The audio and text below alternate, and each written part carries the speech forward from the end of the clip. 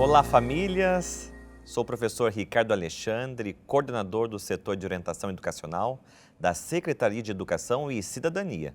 E esse é o nosso programa Em Família. Para o nosso bate-papo de hoje, conto com a presença da professora Edilene Reis Cleto. Seja bem-vinda! Obrigada, Ricardo. Eu sou professora da rede e atualmente sou coordenadora do programa Decolar, Desenvolvimento do Potencial e Talento. E é um programa que nós identificamos as crianças dotadas e talentosas, inscritas, matriculadas na Rede Municipal de Ensino de São José dos Campos. É um tema não tão falado, infelizmente. Então eu conto assim realmente com a sua participação no sentido de apoiar essas famílias. Então, pensando um pouquinho no nosso tema, um olhar para as altas habilidades na educação infantil. Aquele começo ali, né? Altas habilidades. O que é altas habilidades? Nós chamamos de altas habilidades todas as manifestações de capacidade elevada das crianças. E atualmente esse termo está sendo muito mais utilizado porque ele consta na Lei de Diretrizes e Bases do MEC. Então, o termo altas habilidades e superdotação é um tema mais difundido, legalmente falando. Nós, no Decolar, utilizamos o termo altas capacidades, dotação e talento. Nós podemos identificar altas capacidades em muitas crianças, inclusive em adultos. Então, hoje, em especial, nós vamos falar um pouquinho das altas capacidades manifestadas nas crianças da educação infantil. Então, o pai, o responsável que está cuidando dessa criança, ele consegue identificar? Ele consegue perceber.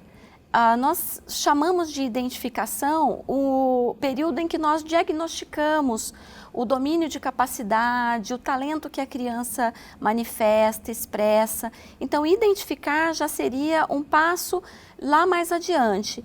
Nós não identificamos altas habilidades em crianças da educação infantil, mas nós percebemos sinais de altas capacidades ou de precocidade nas crianças. Normalmente nós achamos que os sinais que as crianças manifestam, crianças de educação infantil principalmente, quando começam a manifestar aquela capacidade elevada, aquela produção elevada, algo que os pais percebem que está além da faixa etária dela e das crianças daquela fase, os pais normalmente atribuem isso a altas habilidades ou altas capacidades.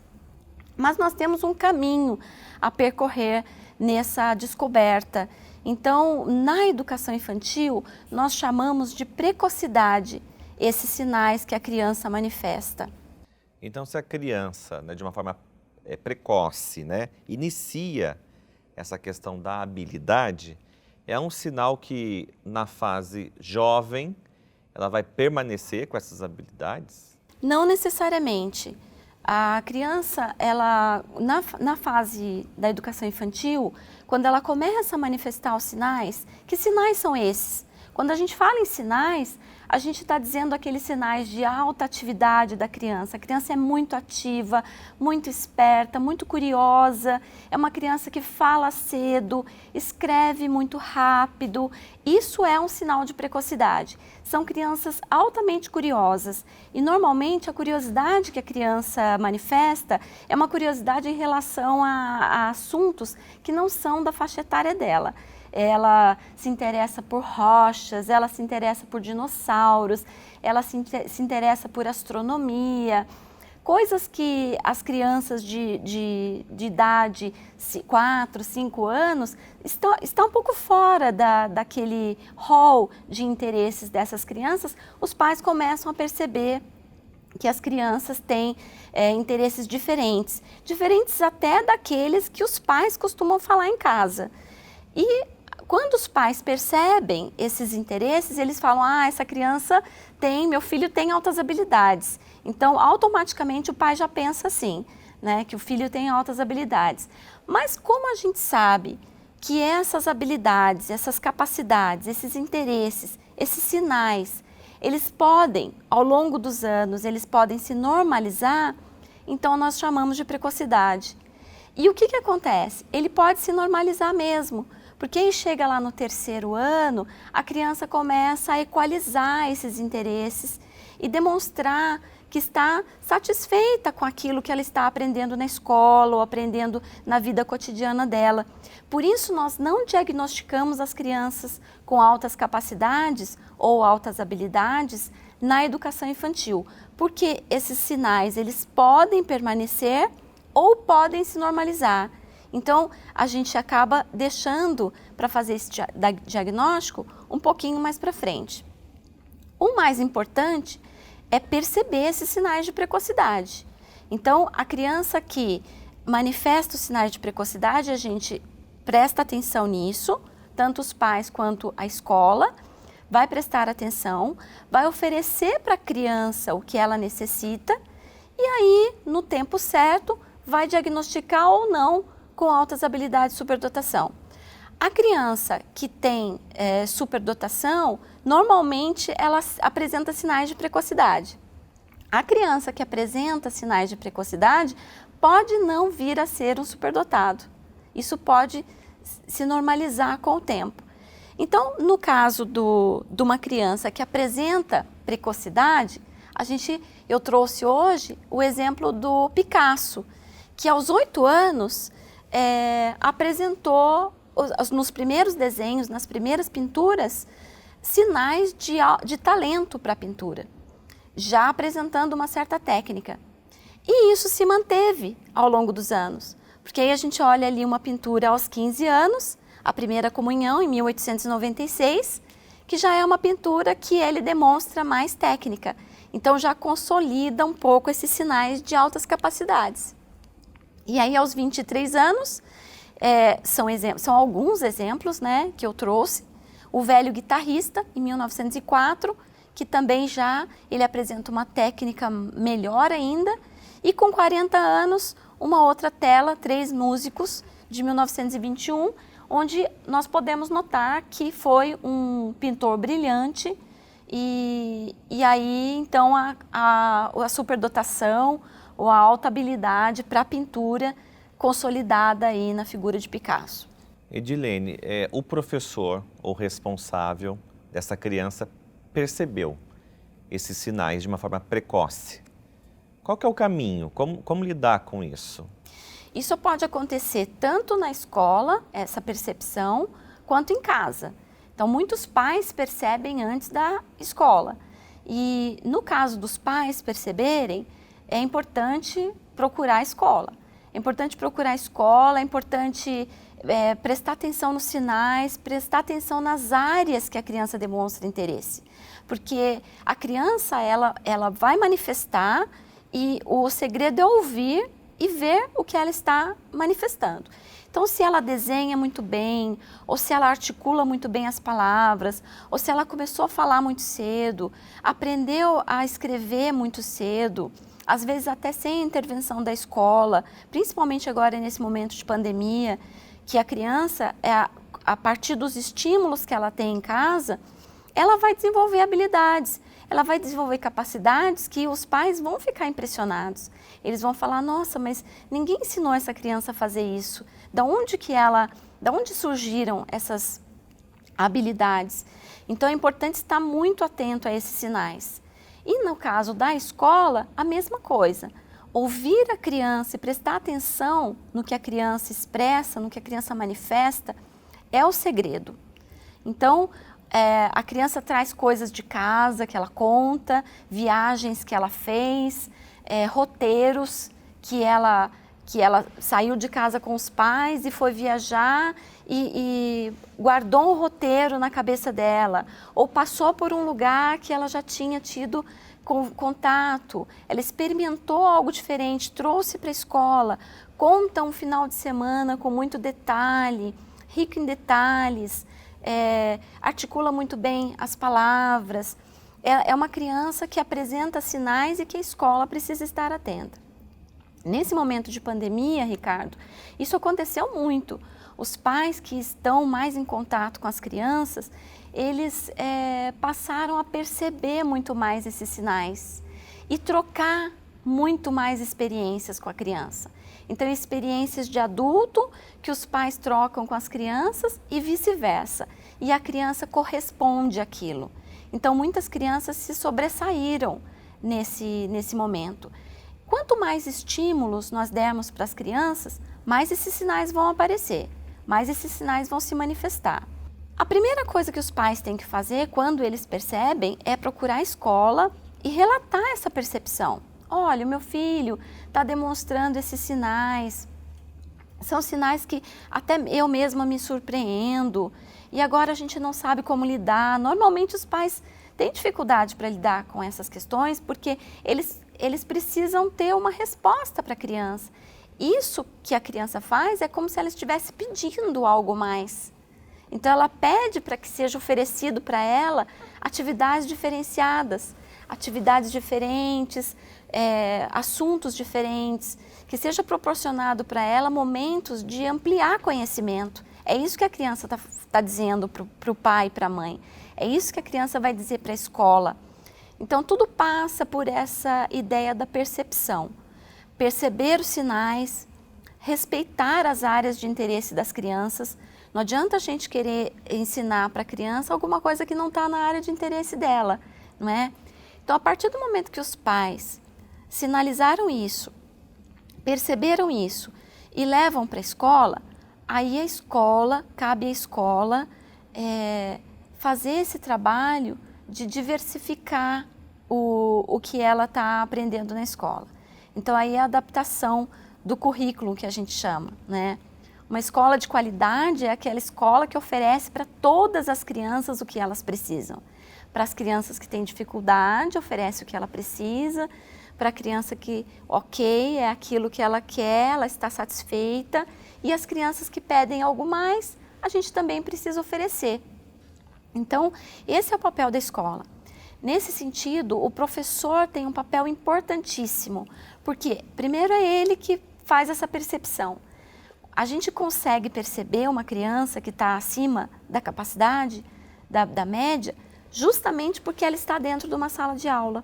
Então, a gente chama de grupo comparável. Eu tenho ali 20 crianças, 25 crianças, mas eu tenho algumas que se destacam. Como que a gente consegue perceber o destaque dessa criança se ela não estiver inserida nesse contexto? É muito difícil eu diagnosticar uma criança apenas com ela em casa, sozinha. Mas quando eu coloco ela em contato com um grupo, que é, no caso, a sala de aula, eu tenho essa percepção mais evidenciada. E aí, então, eu consigo perceber que sinais que ela está manifestando. Então, esse papel, ele é do professor. O professor, ele é uma figura importantíssima para identificar talentos, identificar capacidades, identificar a precocidade, identificar os sinais. E aí cabe à escola, então, flexibilizar esse conteúdo, oferecer novas estratégias para que a criança desenvolva essa capacidade dela de uma forma feliz. A ideia é essa, é sempre oferecer algo que a criança esteja feliz em aprender mais. É algo que ela quer aprender mais, é algo que ela não está satisfeita só com aquela explicação e que a escola pode oferecer, ainda mais na educação infantil, que a gente percebe que todas as crianças são curiosas, todas as crianças gostam de investigar, todas as crianças são criativas. Então, basta que o professor trabalhe com essa criança de uma forma a oferecer para ela, oportunizar vivências diversificadas para a criança. Tem coisas que ela vai querer fazer e outras que pode ser que ela recuse, mas porque ela não tem interesse naquilo. E assim a criança vai se desenvolvendo naturalmente e desenvolvendo as capacidades dela ao longo do tempo. Quando chegar no tempo certo, no 3º ano, aí já dá para a gente ter uma noção melhor de se realmente essa criança é dotada de algum domínio de capacidade elevado. Às vezes, os filmes, as séries, retratam sempre essa questão com uma alta habilidade de conteúdo, né? Normalmente, assim, a pessoa faz uma conta muito rápida, A pessoa, no caso de um pintor, pinta muito rápido, pinta muito bem, mas existem outras formas, né, de mostrar essa alta habilidade. E você também falou a questão de que certo momento da vida isso possa equalizar. Isso. E tem algum problema se de repente no terceiro ano eu fique de uma forma reta, tranquila, não demonstrando nenhum interesse acima da média? Essa criança tem algum problema? Nenhum problema. Nós temos crianças acadêmicas, aquelas crianças que adoram a escola, adoram fazer as atividades, vão muito bem na escola, mas elas não têm interesse em aprender algo a mais em outras áreas do conhecimento. O que elas gostam é a área acadêmica. Então elas estudam muito, elas vão bem nas provas, elas já têm uma ideia do que ela vai fazer na faculdade, de quanto ela vai estudar. Isso é muito interessante, é uma área do domínio de capacidade, do conhecimento, né? E aquelas crianças que pedem algo mais em determinadas áreas, na área da criatividade, por exemplo. Uma criança que tem influência de ideias, uma criança que tem muitas soluções para os problemas, é aquela criança que procura um problema para encontrar uma solução, né? Criança que desmonta carrinho, monta carrinho, criança que gosta de desmontar liquidificador, montar liquidificador. É sempre bom ter em casa um equipamento que você possa ali desparafusar e depois dar para a criança avaliar por dentro como é, fechar de novo. São crianças que você percebe um talento criativo muito forte. É aquela criança que a gente pensa que é só na área de desenho e de pintura, não é? Mas são os grandes inventores, são os cirurgiões, são crianças que têm uma habilidade para fazer coisas muito detalhadas, para ter ideias novas, para dar soluções. Então, essas crianças, a gente costuma dizer que elas têm um talento criativo.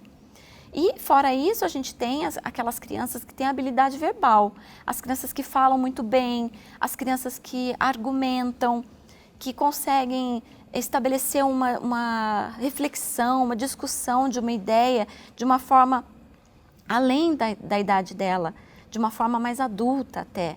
Né? Aquela criança que na escola a gente fala assim, tem um problema acontecendo na sala de aula e ela fala assim, deixa que eu vou lá falar na orientação, deixa que eu vou falar com a diretora. Então é aquele representante de sala, é aquele que resolve os problemas para o outro.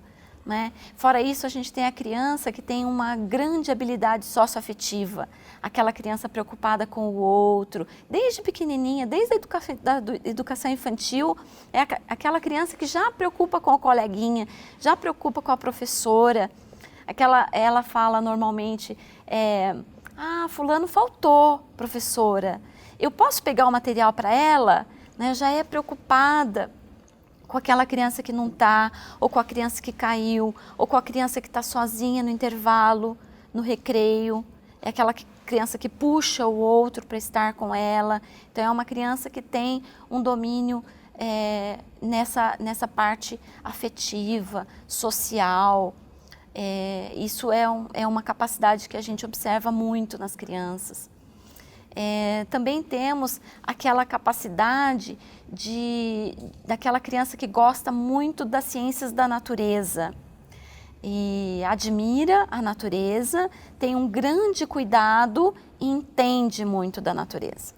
Então eu acredito que muitos pais aqui vão se identificar, porque aquela criança é aquela que já fala tudo, conta tudo para você. Você falou a palavra vulcão, pronto, ela já te explica como é que funciona um vulcão, já te dá exemplos. Então você começa a sentir que aquela criança, ela se apropria de assuntos que não são da idade dela.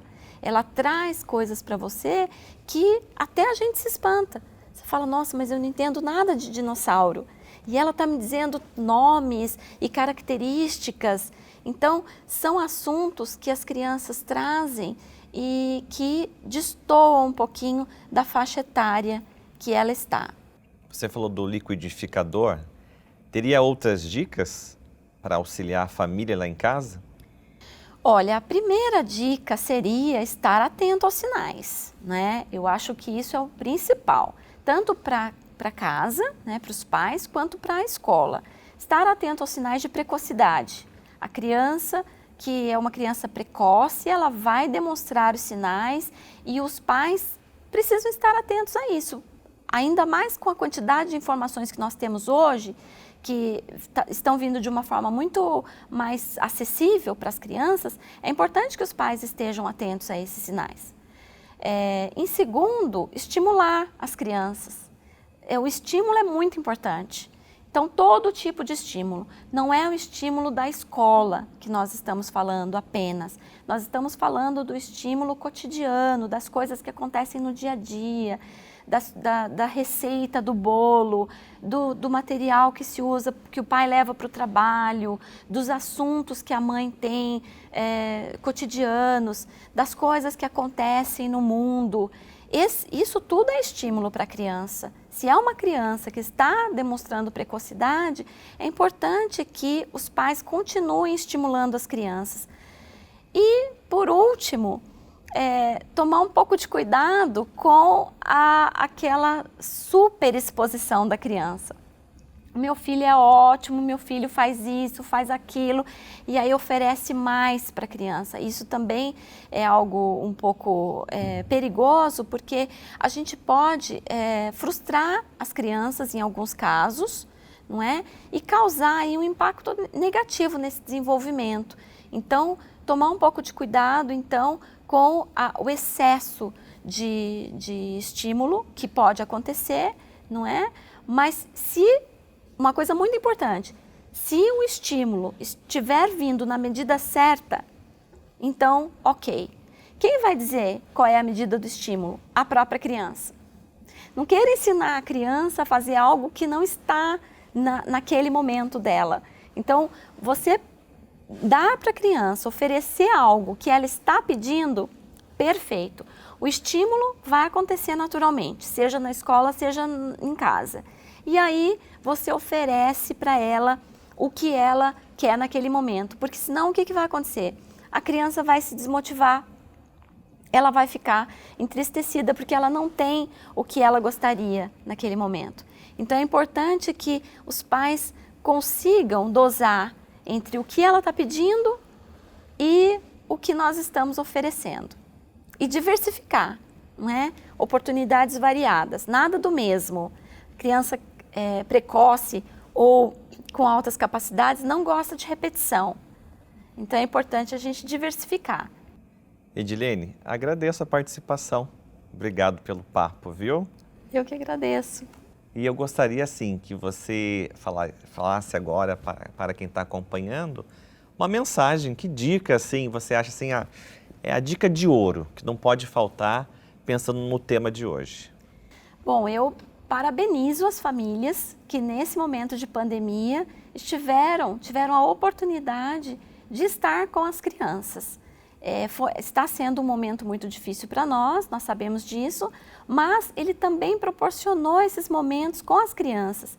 Então, estar com as crianças nesse momento, percebendo os sinais dela, o que elas trazem para a gente, se surpreendendo com as coisas que elas demonstram, é o grande momento da criança, é a relação, é a oportunidade que nós estamos tendo agora de aprender com essas crianças, de olhar mais para elas e de fazer essas trocas, oferecer para elas o que elas precisam. Então, os pais que estão em contato com as crianças ou que não estiveram ainda, aproveitem esse momento e essa dica para estar com as crianças e fazerem essa análise com as crianças, verificar o que ela traz de novo para esse momento.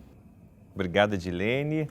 Obrigado você, família, que acompanhou o Em Família de hoje. Nós temos o QR Code, você pode enviar suas dúvidas e sugestões. Obrigado pela participação e até o próximo Em Família.